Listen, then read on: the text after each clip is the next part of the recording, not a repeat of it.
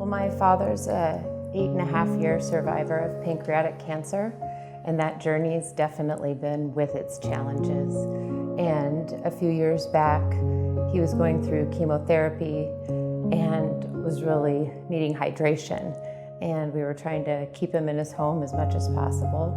And so I went to our local physician and asked what we could do, and they initially connected us with All Heart. And Renee and her nurses have provided services to my dad in his home. She comes to him, he's automatically comfortable. They can make a connection even faster because they're not in that clinical environment. He just trusts her, and that extra, the fluids of course, but also the medical care, the interaction, the assessment, sometimes the reassurance, like, hey, you're doing well. You know, for what you're going through, you're doing very well. Well, my father was diagnosed with pancreatic cancer, which is one of the most deadly of all cancers.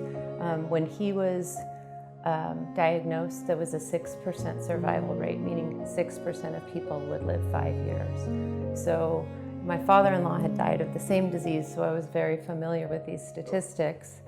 And so you just go into research, learn what can you know, I stayed up all night and looked into what I could to learn as quickly as possible.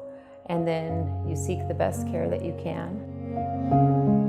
Especially in those moments where it's really, really hard. And he was trying to assess, do I do more chemotherapy or do I do less?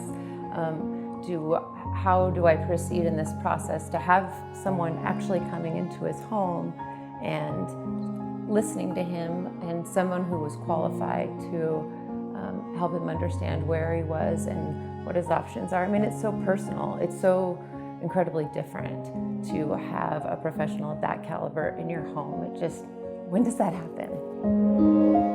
It's so multifaceted, the benefits for a family when you're able to have this kind of a relationship and this kind of caliber of care in the home. Would you say that All Heart absolutely changed the game? Oh, for sure. Like the last few rounds of chemotherapy were really, really hard on him.